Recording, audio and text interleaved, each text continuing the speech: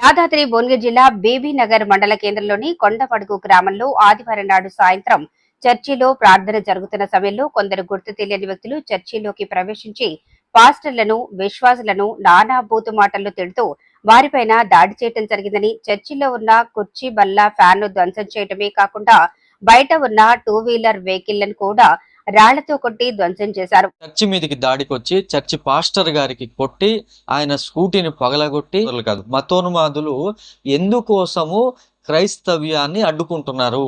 ఒకే ఒకటి, మీరు చెప్పొద్దు, దేవుని మాటలు చెప్పొద్దు అనేది మీ ఉద్దేశం.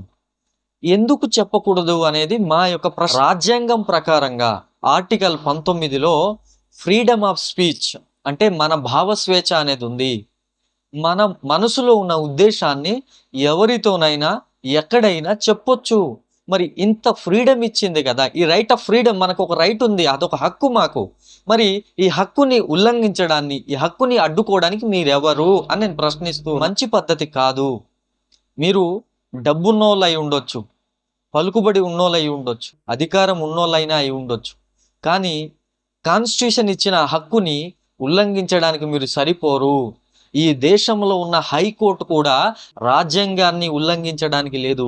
సీఎం అయినా పిఎం అయినా ఎవరైనా కూడా ఆ యొక్క రాజ్యాంగాన్ని ఫాలో అవ్వాల్సిందే. కాబట్టి మీరు ఒకవేళ మాకు వ్యతిరేకంగా ఎన్ని మాటలైనా మీరు మాట్లాడండి, దానికి ఏమి కూడా మేము అడ్డుకోం. కాబట్టి ఇక్కడ మా మాటల ద్వారా ఒకరికి ఏదైనా గాయపడుతుంది అంటే క్షమించండి, నో ప్రాబ్లం.